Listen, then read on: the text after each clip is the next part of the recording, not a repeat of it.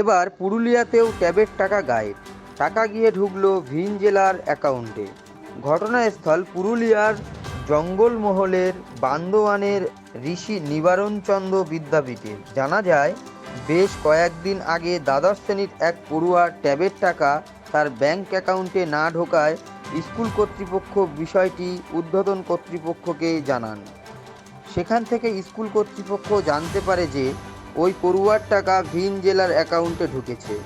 পরবর্তীতে স্কুল কর্তৃপক্ষ ট্যাবের টাকা পাওয়ার তালিকা যাচাই করতে গিয়ে দেখে একই ঘটনা ঘটেছে আরও 2 পড়ুয়ার। সাধারণভাবে ঘটনাকে ঘিরে চাঞ্চল্য সৃষ্টি হয়। কীভাবেই বা অন্য অ্যাকাউন্টে ঢুকলো টাকা, বিষয়টি নিয়ে ব্যাংক সহ একাধিক জায়গায় যোগাযোগ করার পর স্কুল কর্তৃপক্ষ জানতে পারে ওই 3 পড়ুয়ার টাকা ভিন জেলার অ্যাকাউন্টে ঢুকেছে। তবে ইতিমধ্যেই স্কুল কর্তৃপক্ষ বিষয়টি নিয়ে বিভিন্ন দপ্তরকে জানিয়েছেন এবং পড়ুয়াদের অ্যাকাউন্টে টাকা ফেরানোর জন্য যথেষ্ট চেষ্টা চালাচ্ছেন। আজ পর্যন্ত যেটা সঠিক করে যে তথ্যটা পাওয়া গেছে সেটা 3 জন পাইনি। কি ঘটনা যদি বলেন, কেন পাই? অ্যাকচুয়ালি বিগত বছরের মতো এবছরও যখন ফেল্ড ট্রানজ্যাকশন নিয়ে আমরা বসেছিলাম আর কি ট্যাবে, সেক্ষেত্রে আমরা 3টের নাম ডিআই অফিস থেকে আমাদেরকে জানানো হয় ফেল্ড ট্রানজ্যাকশন। কিন্তু আমাদের কাছে আরেকটা খবর আছে একটি মেয়ে, সেটাও আমরা ফেল্ড ট্রানজ্যাকশনের দরুন ডিআই অফিসে জানাই, কিন্তু ডিআই অফিস ওইটা বলে যে এটা ফেল্ড ট্রানজ্যাকশন নয়, এই ট্রানজ্যাকশনটাও হয়েছে। এবং সেইটা যখন আমরা ভেরিফিকেশান করি, সেটা দেখি যে টাকাটা ঢুকেছে কিন্তু অ্যাকচুয়াল বেনিফিশিয়ারির অ্যাকাউন্টে ঢোকেনি। সেটা একটি অন্য ব্যাংকে, একটি প্রাইভেট ব্যাংকে অন্য জেলায় তমলুকে গিয়ে টাকাটা ঢুকেছে কোনো একজনের অ্যাকাউন্টে। সেটা কিন্তু আমার মনে হচ্ছে ফেক অ্যাকাউন্ট, ফেক অ্যাকাউন্ট নয়, সেটা আমাদের অ্যাকচুয়াল বেনিফিশিয়ারির নামের হলেও অন্য জায়গায় ঢুকে যায় টাকা। কতজন পড়ুয়া রয়েছে?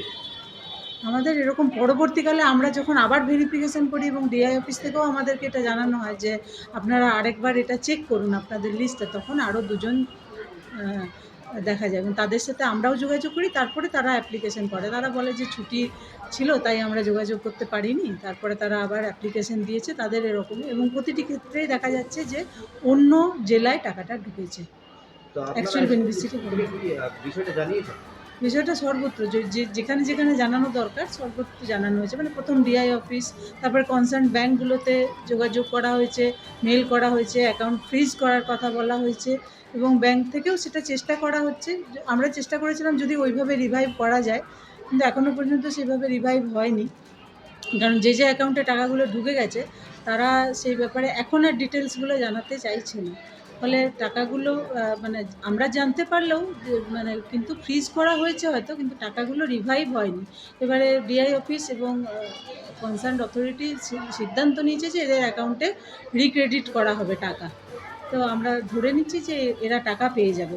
পরবর্তী সময় যেহেতু এগুলো নিয়ে জিডি হয়েছে, থানায় জানানো হয়েছে, সাইবার সেলে জানানো হয়েছে, তাই ধরে নিচ্ছি যে এই টাকাগুলো আবার উদ্ধার হয়ে যাবে।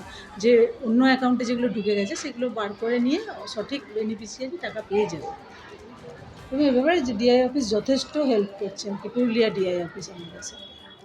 যে তুমি কি এখনো ট্যাবের টাকা পাওনি? না, পাইনি। তো কেন পাওনি কেন? আমার ট্যাবের টাকাটা অন্য জায়গায় অন্য অ্যাকাউন্টে ঢুকে গেছে। তুমি কিভাবে জানলে সেটা? বন্ধু বান্ধবদেরকে জিজ্ঞাসা করতেছিলাম যে তোমাদের ট্যাবের টাকা ঢুকেছে, ওরা সবাই বলছে ঢুকে গেছে। তখন আমি পাসবই নিয়ে চেক করতে গেলাম ব্যাংকে, আমি দেখলাম যে আমার টাকাটা এখনো ঢুকে নেই। তারপর স্কুলে জানালে কি বিষয়? স্কুলে জানালাম, তারপর স্কুল স্কুল বলছি যে আমরা দেখবো সব। তো ট্যাবটা পালে তোমার কতটা সুবিধা হয় পড়াশোনা করতে? সুবিধা এখন ট্যাব পালে অনেকটাই সুবিধা হবে। ইন্টারনেটে সরকার এখন বই পাচ্ছে সবাই।